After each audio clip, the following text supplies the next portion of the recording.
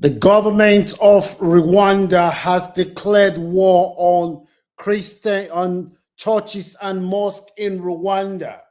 More than 16,000 churches have been closed in Rwanda, a country that has a population of under 16 million people.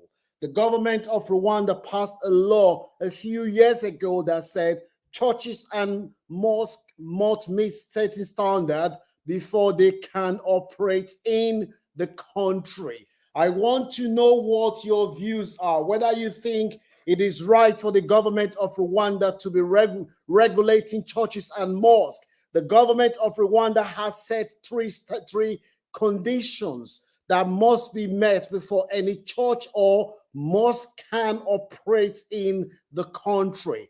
Good afternoon. Thank you for joining us or wherever you're joining us from. This is the Launch Club where we bring you the latest updates.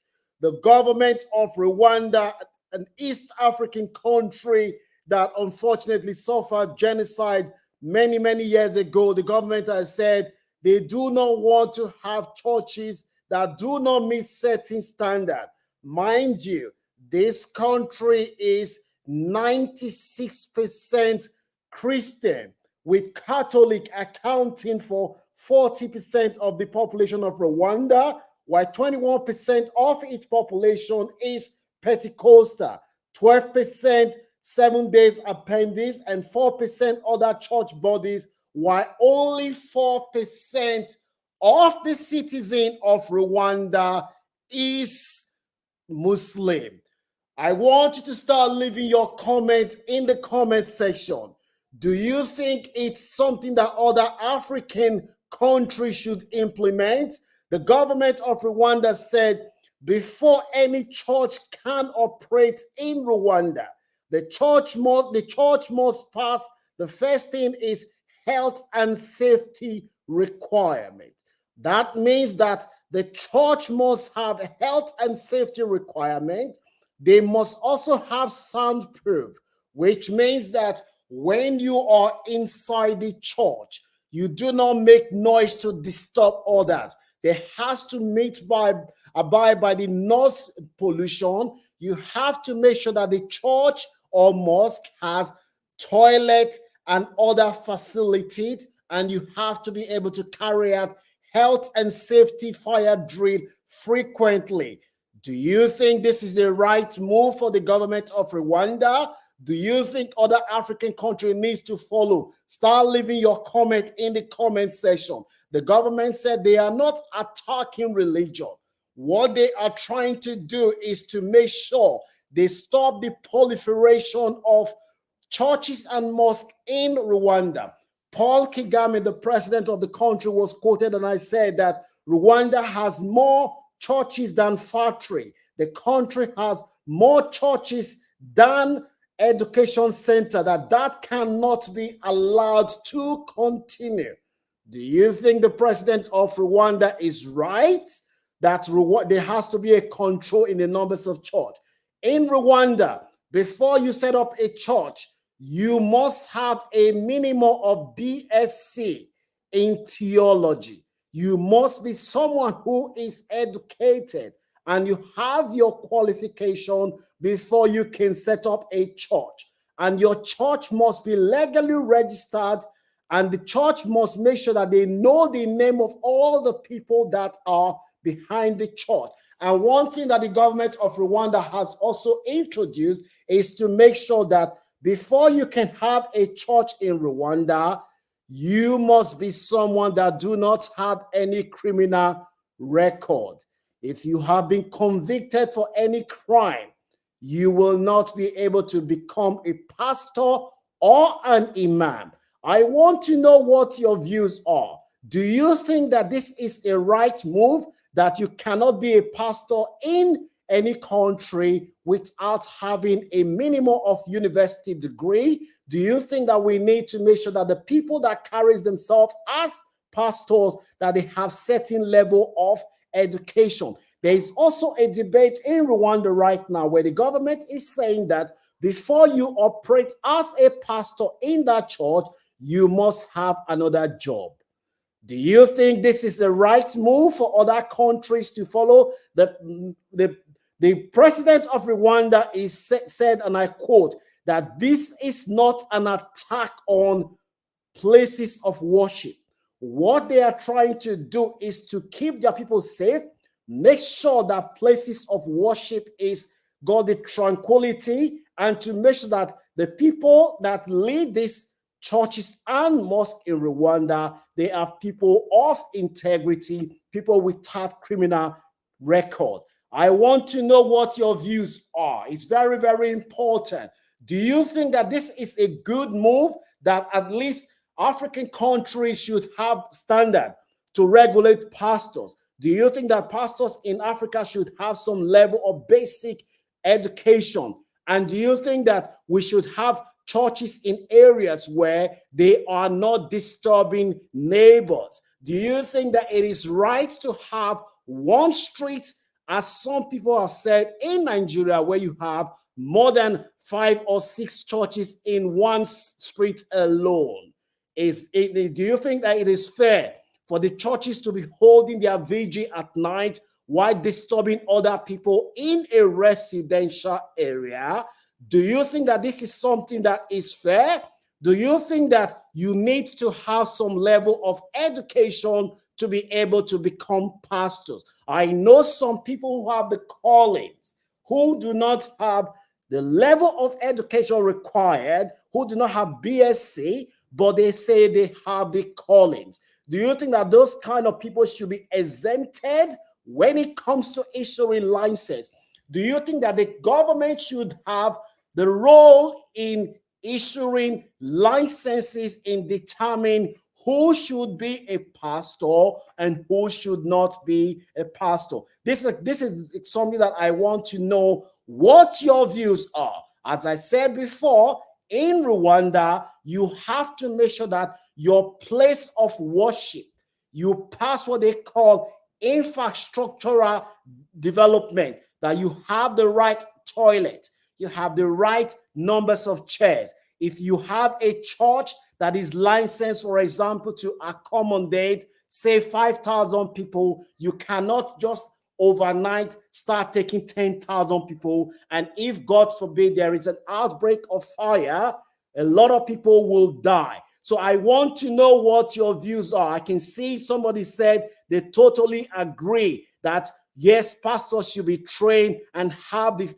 They should have a full-time job before they call themselves pastors. That is what someone is saying. But the government of Rwanda, what they are saying is that you can operate as a pastor if you meet those 3 conditions. What about those people that said they have the callings?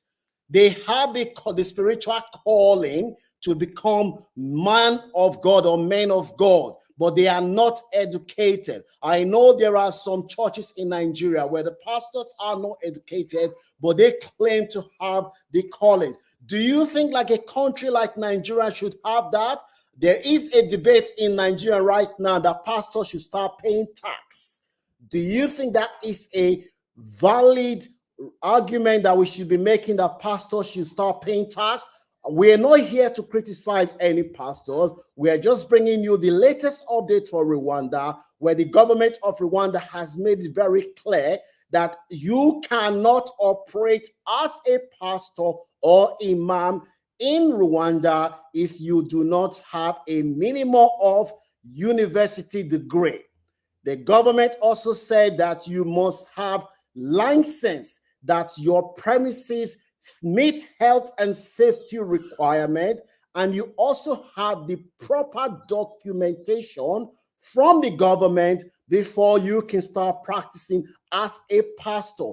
Do you think that this is something that the rest of Africa should start following? Let us learn from this. Is this something that we can all learn from? Do you think that the time is right where you will have some streets in countries like Nigeria where you have one small street with 10 churches, and at night when they are doing their vigils, the neighbors cannot sleep because the church have their all-night prayers? We're not here to criticize. We're just here to have a rational debate because okay, somebody said, where I live in London, end of the month, there is night vigil. Churches need to pay taxes if you cannot show you are using their premises for charitable. Yeah. Okay. Somebody is saying if you cannot well, I know in the United Kingdom, for instance, if you are a church and you do not have what is called charitable status means that you are exempted from paying tax if you got charitable status. However, and this is where some Nigerian pastors in the UK have gotten themselves into trouble. When your church is registered as a charity, it means that every year you must show the government how much money goes into your account and what do you use the money for, to make sure that there is no abuse of the money that comes into the church.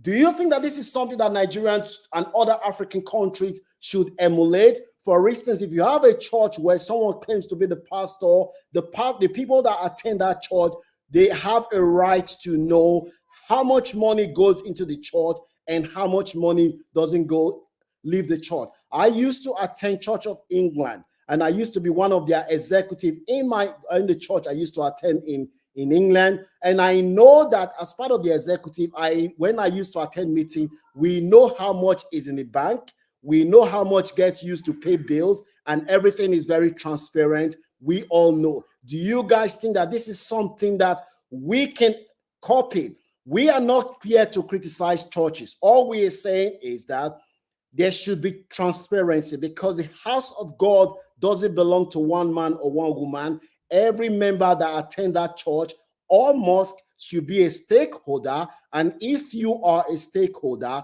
you should know how much money goes into your church, how much money goes out, for transparency purpose. What about the issue of pastors having a minimum of university degree? Do you think you need to have university degree to be able to practice as a pastor? What about pastors that cannot speak English, or they don't speak English? Do you think that those kind of pastors should not be allowed to preach? Leave your comment in the comment section. Do you think that what Rwanda has done for health and safety, for instance, you cannot have a church where you have certain numbers of people that the government have said you can have, and you end up having more members? If you're seeing value in this content and you want to support this channel, please kindly give this video a like, subscribe to this channel if you haven't done so, and let's keep the conversation going. 15,000 churches has been closed down in Rwanda by the government of Rwanda, in a country where the population is under 16 million people. Do you think Nigeria, Ghana, Kenya, South Africa, and other African countries, and some other countries in the Caribbean should do the same thing? That there should be transparency. Again, the house of God doesn't belong to one man or one woman. It is the house of God, and it belongs to the members that attend that church. The 3 requirements that you must pass in Rwanda, I repeat. Number 1, you must have a minimum of BSc in theology before you can call yourself a pastor or imam in Rwanda. You must also have a license to say that your property meets health and safety standards, and it has the necessary infrastructure to make sure that you can accommodate the numbers of people that the government gives you license. For example, if you have a license to accommodate 5,000 people, you cannot end up taking 20,000 people. You must have soundproof, which means that when you are inside your church, people outside your church will not be hearing when you're singing or shouting, so that you do not disturb people. So for noise pollution. And you must not have criminal record, which means that